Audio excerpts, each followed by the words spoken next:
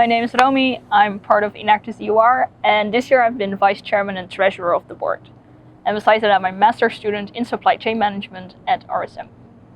Personally, I feel it has had a positive influence on our team in the board.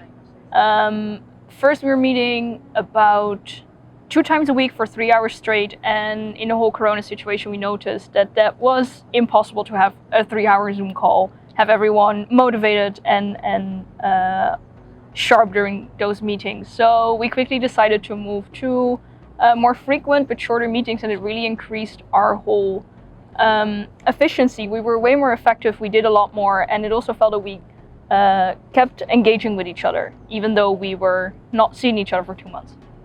I don't have my own committee that I lead, but of course I lead the organization since I'm Vice Chairman. And we try to keep the motivation up of our members because we felt it was the most important for them to keep feeding the community aspect of being part of a student association. And we try to keep that alive by doing a lot of social activities and to make sure that the regular program kind of kept running, though it turned into a digital format.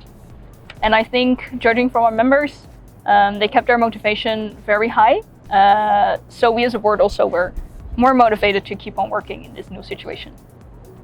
At first there was a lot of uncertainty, especially in the first 2 weeks. People were moving, studies were just completely stopping. No one really knew what was going on or where they were going to be in 2 weeks from now. But I think after 2 weeks we gathered as a board, sat down, and we kind of realized that we needed to go digital because there was no other way that we're going to do this. There weren't going to be any physical activities. Half of our members were outside of the country. We needed to change. And we kind of took our own responsibilities within the board. We tried to assign them, mostly based on the responsibilities that we already had before the Corona crisis, and then we worked from there. And along the way we learned. So, for example, in our first webinar, we learned that we had to do way more digital marketing than we used to do before. So we adjusted that for the second, and it turned out way better. And I think we learned along the way, and it's going pretty well up until now. For us as a board to decide, so usually our board year ends at what we call the national competition. It's around usually the 5th of June. And what happens is that we as a board are done. The new board steps in and our members are done. This year, due to the whole Corona crisis, everything moved to the 28th of August.